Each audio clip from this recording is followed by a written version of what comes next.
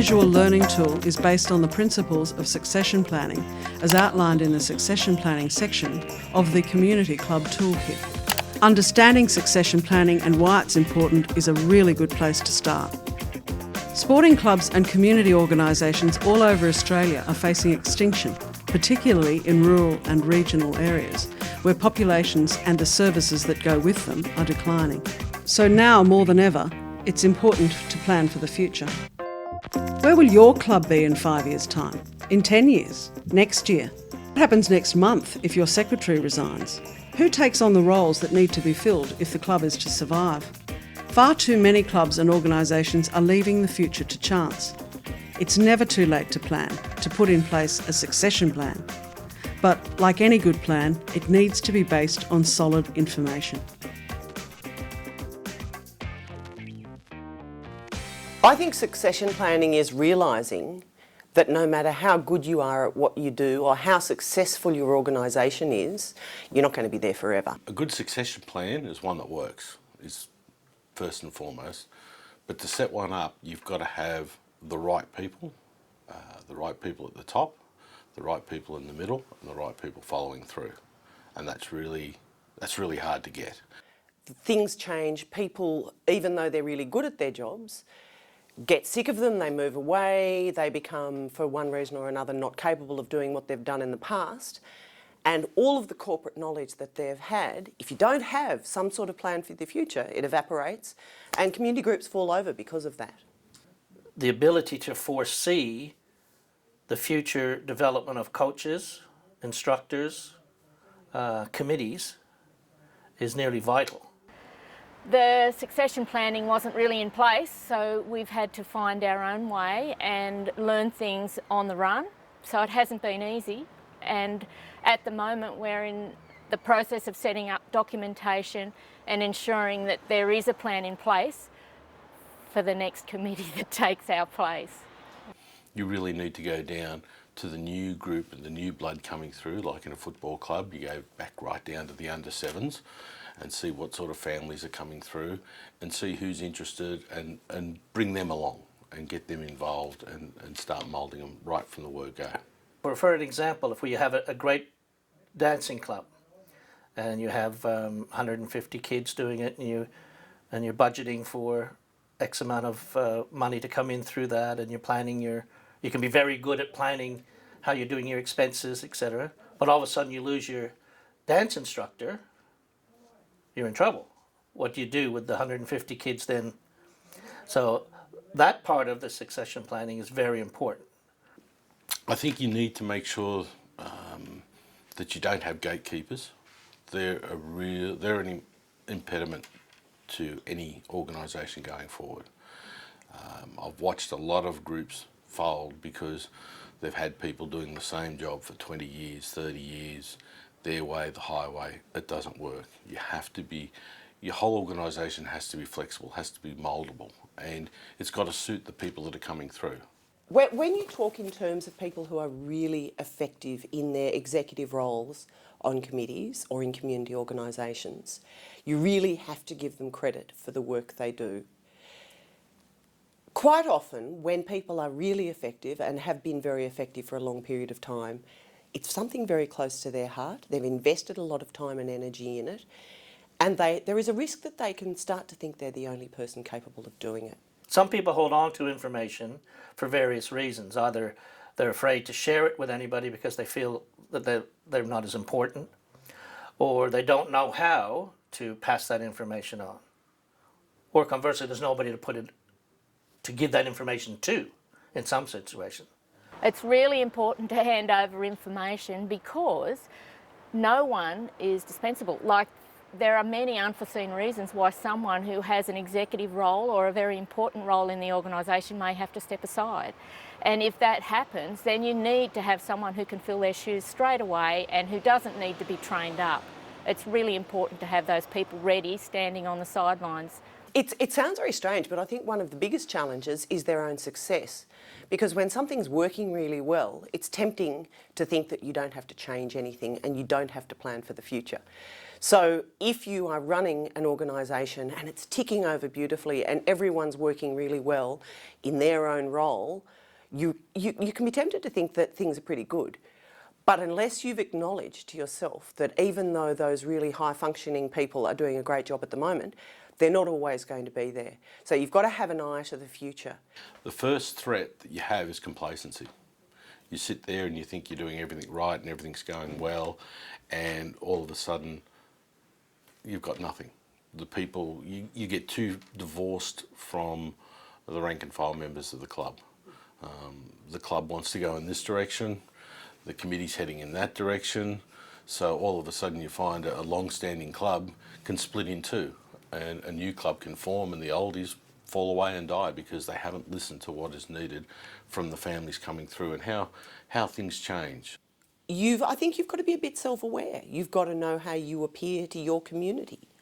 If you're running a community group and you're not getting community support, is it an intrinsic problem with the group, or is it a problem in the way you're communicating your goals and your aspirations? Or is it a problem with the fact that maybe you're made up of only a very small subsection of that community and you're not on the radar? Probably the key is training people underneath you and ensuring that person, let's use an example of, say, a junior rugby league father or mother that's been working with their child and takes on a very strong leadership role, either as the committee president or fundraising or even secretary. If they don't share their knowledge over those 4 or 5 years that they're working very hard with either a junior person or maybe an assistant or just somebody that can, as a backup, when they leave, you've got nothing. Because we can see the need to have a much younger group of people feeding through, so they've become committee members. They will then move into the roles of president, vice president, treasurer, secretary as time goes on, so that we can step aside and that they can move in and they're actually learning as we go. You have to work out who the young people are and whether they come from a social experience of being involved in committees and community groups. It can be very difficult if kids grow up in a family of non-involvement. And, you know, that's not a judgment, but some families just don't engage in their local sporting club. They might participate, but they don't take an active role in running stuff. A lot of kids are interested in how things happen, but we as parents and guardians are of that age group where when we were kids we were seen and not heard. So although we're busting out of that cycle, there's still a little bit of that left. I think the next generation that will come through will be different. I think they'll be listening to the kids a little bit more, but a few of us oldies are still a little bit trapped. Getting young people involved isn't as hard as people think. The majority of the kids that I work closely with really want to have a bit of responsibility, want to have some input. One of the success stories we had a few years ago with the Pinnaroo Netball Club was we organised a committee and said to ourselves, well, we want this to be sustainable. How are we going to make this sustainable, you know, because of the transient nature of the netball parents? And they duplicated their committee. So if there was a president, they had a junior president. Where they had a treasurer, they had a junior treasurer. So they would go back to the kids and the older ones in the 16s and 17s and talk to them about learning what it's like to run a club and have a voice on the club.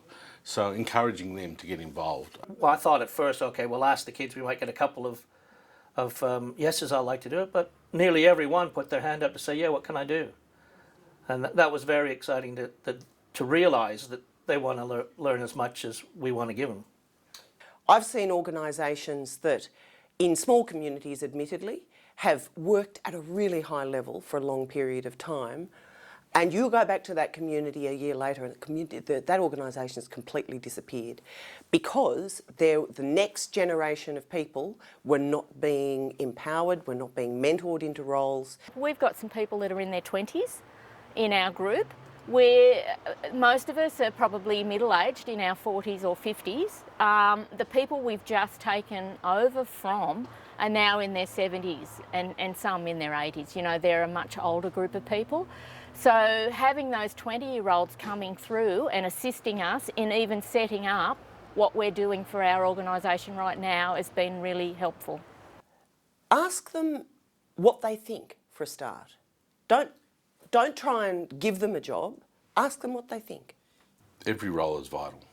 Every role is vital. Because if you don't have someone doing that, it falls back onto other people. So every role, from the guy who orders the sausage rolls and the pies for Saturday morning's games, right through to the president and treasurer, is equally as important. Well, you've got to know where you're going.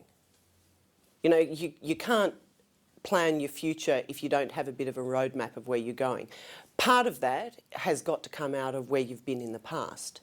So you don't have to have filing cabinets and filing cabinets full of bits of paper. But when you have a meeting, you have to have an agenda. When you have a meeting, you have to keep minutes.